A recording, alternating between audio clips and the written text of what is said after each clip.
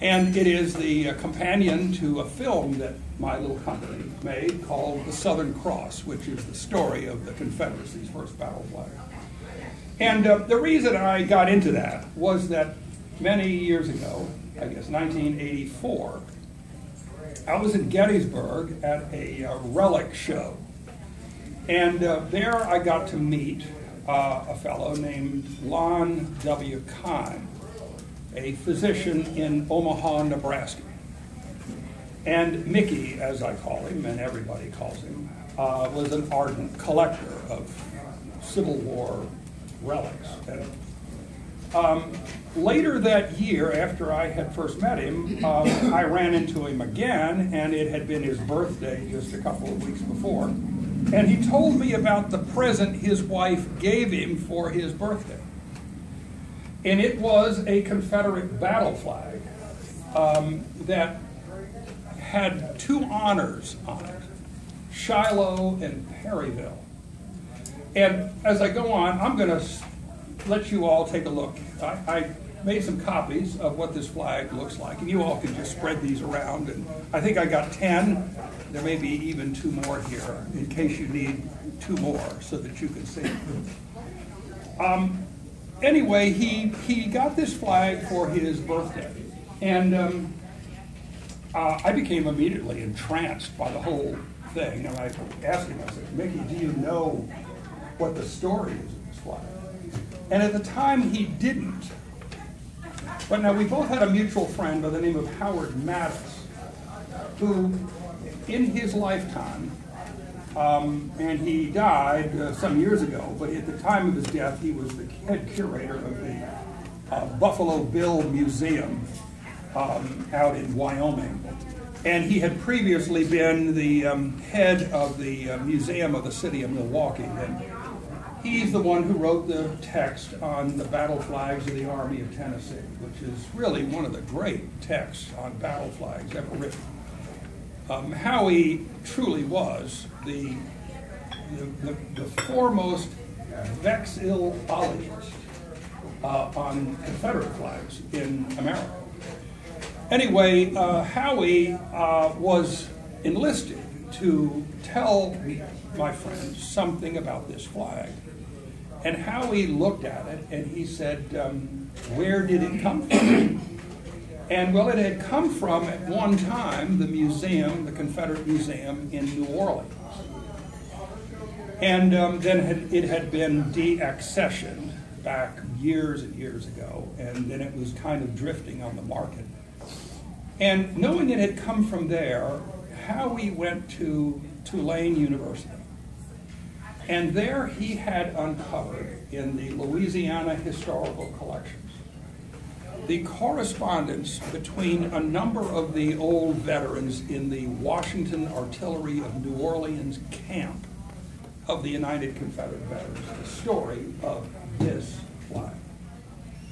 And let me just kind of give it to you. It tells you the story of, one, how this flag came about, why it looks the way it does, and that this, in fact, was the first one ever made, and why it was made, and the reason for the design. And for many years, we've often thought that the Carey girls, Hetty Carey and Jenny Carey and their cousin Constance, were the ones that made the first battle flags for the Confederate Army. And I was able to discredit that story. However, I spend a great deal of time in the book going into the Carey girls because I really liked them. And in fact, I dedicated this book to not only Howie Mattis, but to all the Carey girls and to the woman who stitched this flag here. And let me just give you this story. At the beginning of the secession winter, December 60, January, February 1861, as states were seceding from the Union, there arose a profusion of flags.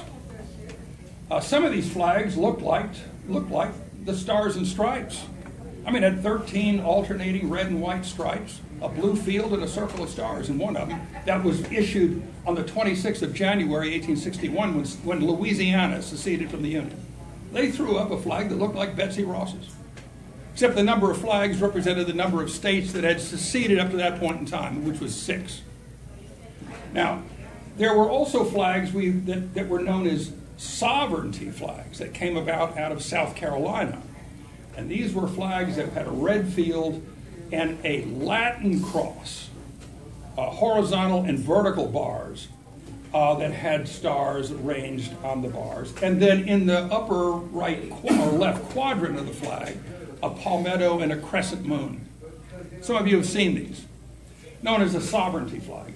And in fact, the sovereignty flag was kind of a favorite among newspapers in the seceded states. They liked that style. And early in the war, early in the experience of the Confederacy, Colonel J.B. Walton, who commanded the Washington Artillery of New Orleans, actually got himself involved in trying to recommend a flag, and he recommended a sovereignty flag. He had designs drawn by a man in New Orleans. So and then you had just a profusion of other types of flags, just a whole host of them.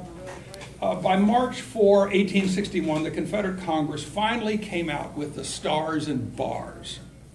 That was designed by a man named Nicola Marshall of Marion, Alabama. And he's the one who kind of was the grand prize winner, who submitted his design, and the Confederate Congress on the 4th of March accepted it. And this is the red, white, and red bars with the blue field and the circle of stars. We've all seen these. Those are the flags. If there was a dominant flag on the battlefield at Manassas, it would have been the Stars and Bars, that flag of Nicola Marshall. And by the way, Nicola Marshall is buried in Cave Hill Cemetery in Louisville. He lived the rest of his life painting portraits, many of which are in the Filson Club, the Filson Historical Society. He was a portrait painter, first and foremost. So the Stars and Bars, though, became the dominant flag on the battlefield. I have an ancestor, by rights of whom I'm in the Sons of Confederate Veterans, Francis Bartow, who commanded a brigade at Manassas. He was the first brigade commander to fall in combat. And the Atlanta History Center just recently got from Alabama the flag of the 7th Georgia that Francis Bartow was clasping when he was hit at Manassas and fell. And it was a classic Stars and Bars with 7th Georgia on it. And but most of the units, if they had a flag that had anything to do with the official Confederacy on the battlefield, carried those. However, that was not uniform. I mean, Jubal Early's command, he had 4 regiments, one from Louisiana that carried the Louisiana state flag, one from Virginia that carried a Virginia flag, and 2 regiments that had no flag at all.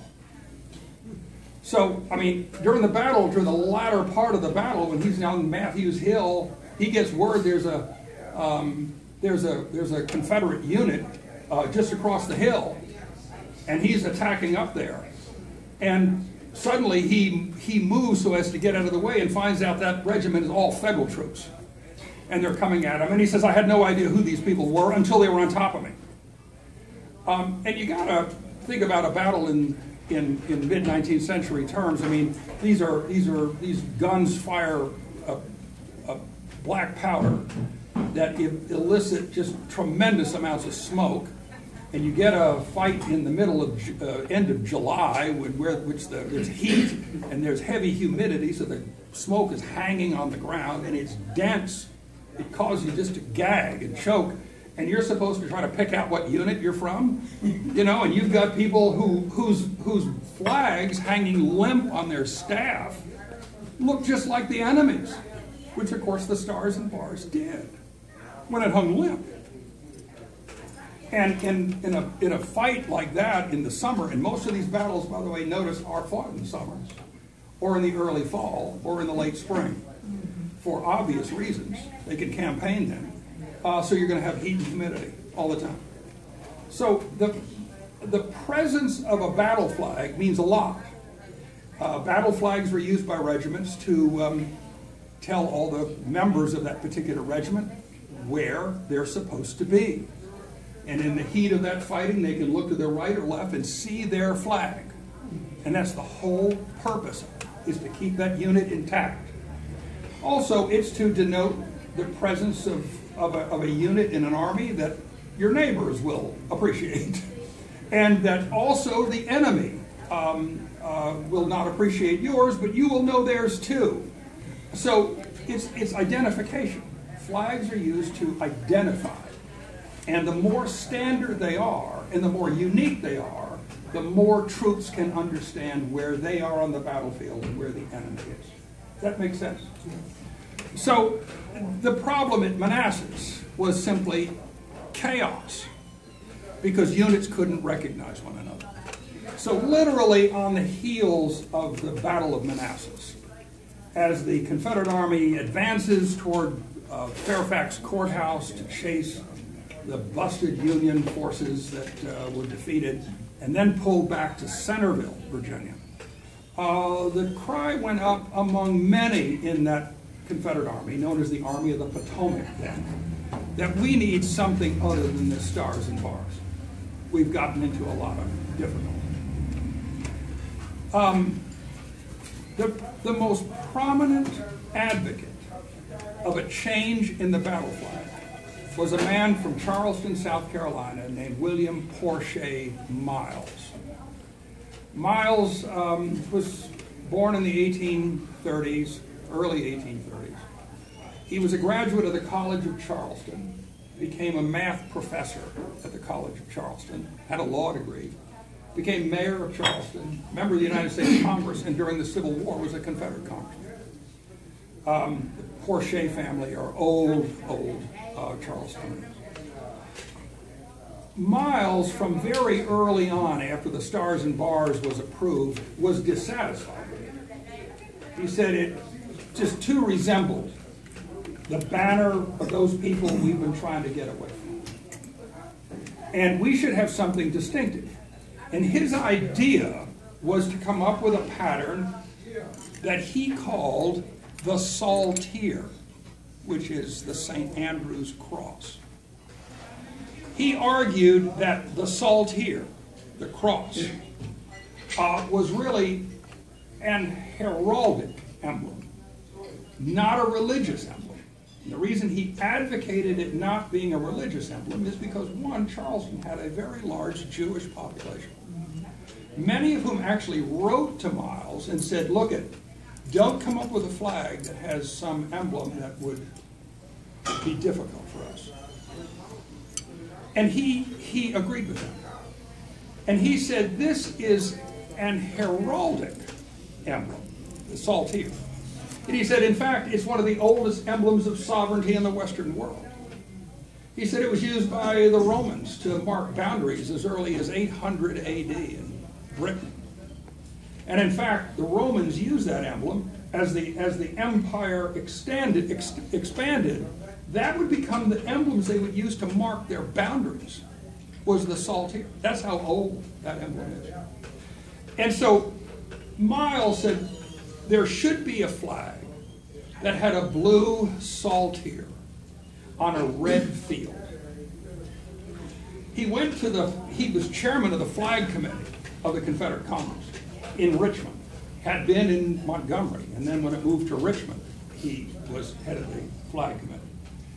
And he advocated that the flag committee take under consideration a change, that either we change away from the Stars and Bars, or we develop an alternate flag that could be used on the battlefield that would be of this design. Well, one of his closest confidants was Pt1 Beauregard, who of course was one of the commanders of the Army of the Potomac at Centerville and at Manassas. The commander of the army was Joseph E. Johnston.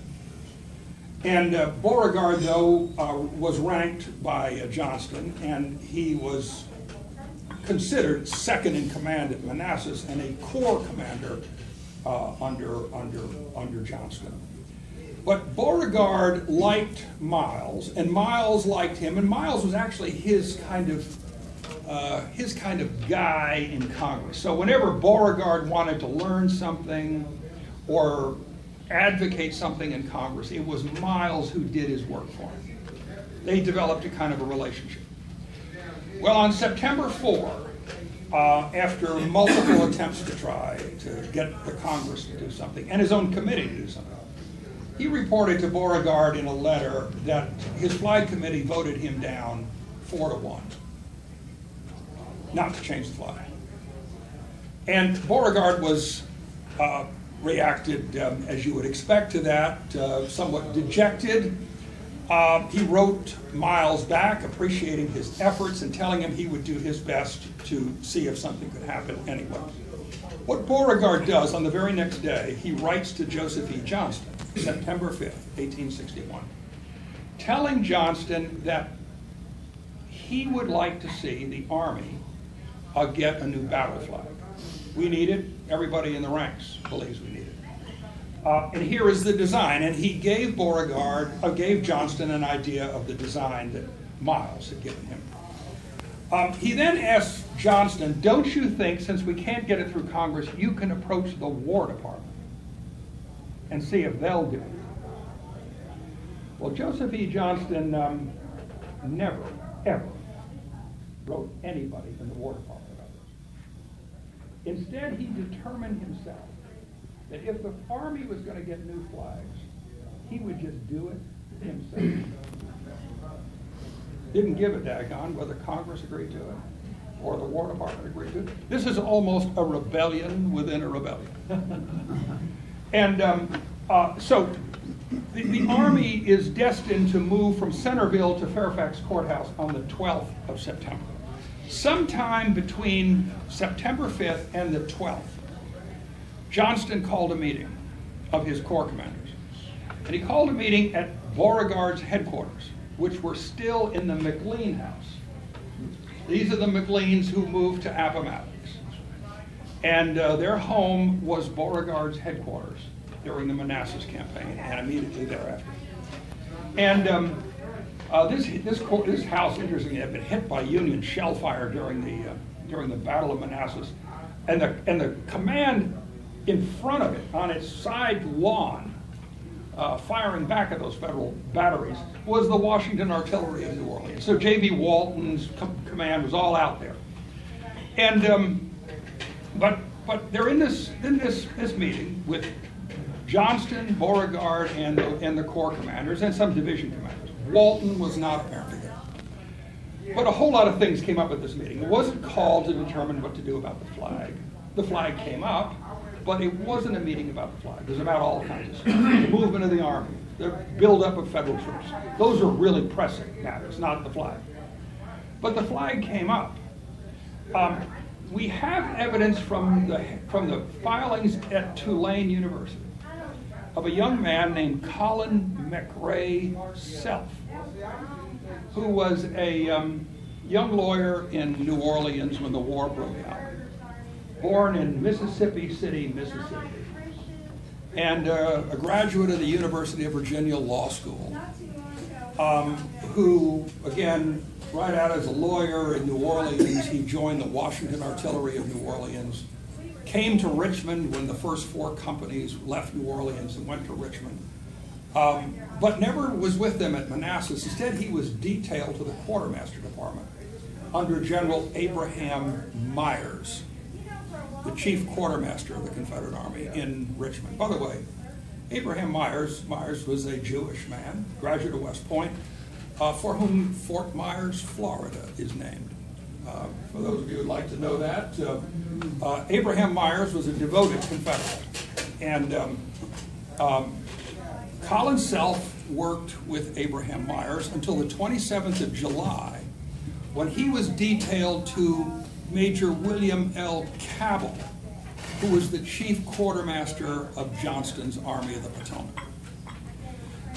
So here's a young man who has had service with the Quartermaster General in Richmond, is now aide to the Quartermaster of the Army.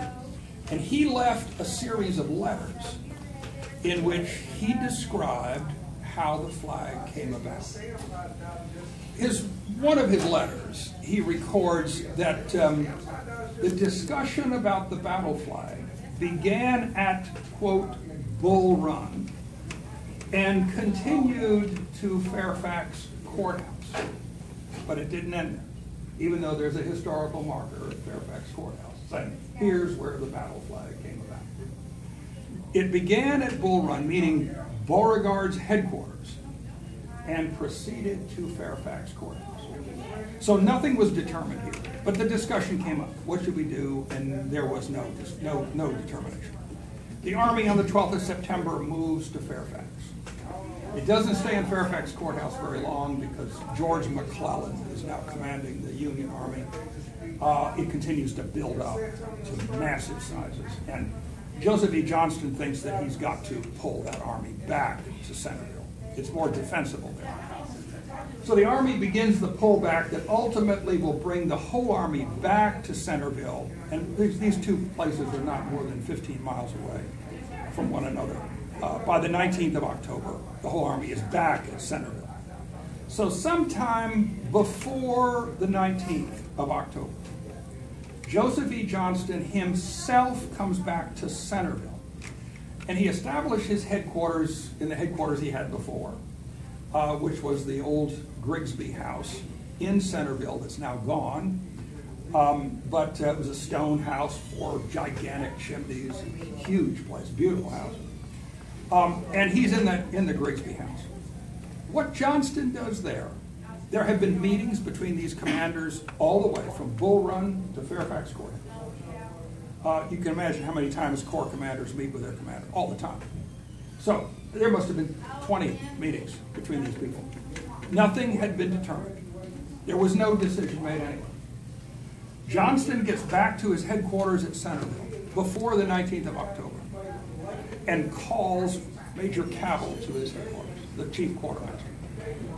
He tells Major Cabell, according to Collins Self, who would have known he was his aide, he tells Major Cabell, I want you to take these designs, and he had the designs that Beauregard gave him, that William Porcher Miles had given Beauregard, and I want you to have 120 of these flags made for this army.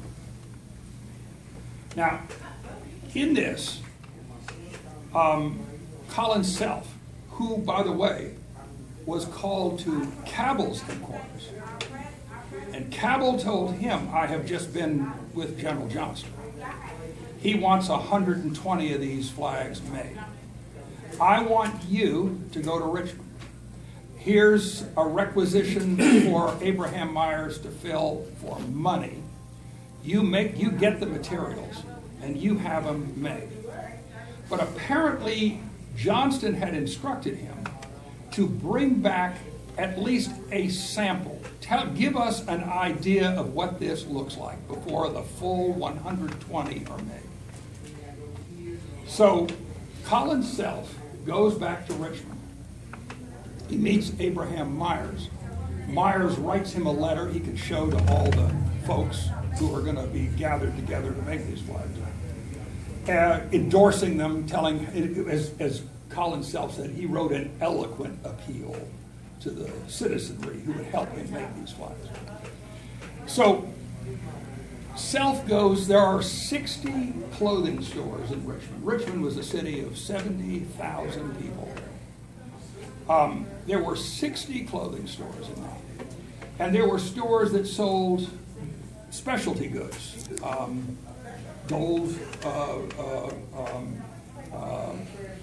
material, all kinds of fringe material you could put on everything from clothes to furniture. Specialty stores, and then there were chemists and artists. Okay? Collins Self first goes to a clothing store, and I think we have probably the one peg that he would have used, the Baldwin Company on Main Street. And he buys material, including bolts of red cloth. But red to him consisted of pink, sulfrino, all kinds of different hues because there was nothing uniform to buy. I mean, you bought whatever looked red or close to it. So you buy all these different shades of red, plus these deep blues and white And he says, I went and solicited the help of Mrs. James Alfred Jones, the wife of one of Virginia's most distinguished jurists. Now, it's funny, you wonder, why would he pick out Mrs. James Alfred Jones? And by the way, Mrs. Jones was a gorgeous woman. There's a glorious portrait of her that her great-great-granddaughter owns to this day. She was a very, very striking woman. Mary Henry Lyon Jones was her maiden. Mary Henry Lyon was her maiden name. She was born in Mobile, Alabama, in 1833. Both her mother and father died, leaving her an orphan, and she was raised in Demopolis, Alabama, by her uncle Francis Strother Lyon, who was a congressman. And she apparently met this James Alfred Jones, who was a Virginian, because James Alfred Jones's brother, Robert Tignall Jones, had moved to Alabama, was a railroad engineer, building railroads, in Marion, Alabama. And he apparently visited there multiple times and met Mary Henry Lyon. And the two were married in 1858 in Mobile, and then moved to Richmond. And they lived on 6th Street in Richmond. He was a lawyer, a graduate of the University of Virginia and the College of Richmond Law School. At any rate, you ask, why would he have picked this woman out? Well, remember, Collins Self first served as a quartermaster under Abraham Myers in Richmond. Now, in the Confederate quartermaster service, like in the Union quartermaster service, for those of you who read Retreat from Gettysburg, you'll figure this out. The quartermaster in the armies then was the man who controlled all the ambulances. He controlled all the litters, all the medicals, all the medical supplies, all the equipment, everything. The only thing the surgeons did was use them, okay? And they were free to do it as they saw fit, but the quartermaster owned the stuff. And if they needed more stuff, they went to the quartermaster to get it. The quartermasters actually set up the hospitals. After the Battle of Manassas, fought on the 21st of July, there were more than 16 hospitals developed in Richmond just by the ladies' aid societies and by church groups and altar guilds from St. James Episcopal and St. Paul's Episcopal, the great Methodist church in Richmond. These women put these together. There was one hospital that was put together by the women of St. James Episcopal, of which Mary Henry Lyon was a member. And that was the famous Robertson Hospital on 3rd and Main. It was the house of Judge John Robertson, who had evacuated the city with his family and left the house to a woman named Sally Louise Tompkins. Sally Tompkins took over this house and began this hospital using all the women from her church, including Mary Lyon Jones. And Sally, by the way, there's a stained glass window to her in St. James Episcopal, showing the hospital. You can see the building. You can see all the wounded coming off the trains on Broad Street and all this. Sally became the only woman ever commissioned in the Confederate Army. And she was commissioned a captain in the cavalry by Jefferson Davis himself, because the Congress in 1862 determined that hospitals must be run by commissioned officers of the Confederate Army. And to keep this hospital going, Sally went to Jefferson Davis and said, I'm not going to give it up. What are you going to do? He says, well, I'll commission you a captain. So she was commissioned a captain and is the only woman ever to have commissioned rank in the Confederate Army. Anyway, Collins Self was the one as an assistant quartermaster who helped set up all these hospitals and supply them. So he got to know Mary Lyon Jones as a quartermaster in Richmond. So when he got the orders from Joseph E. Johnston to find somebody to make the sample, he went right to her. Well, this is the flag Mary Lyon Jones stitched. This is the one my friend was given for his birthday.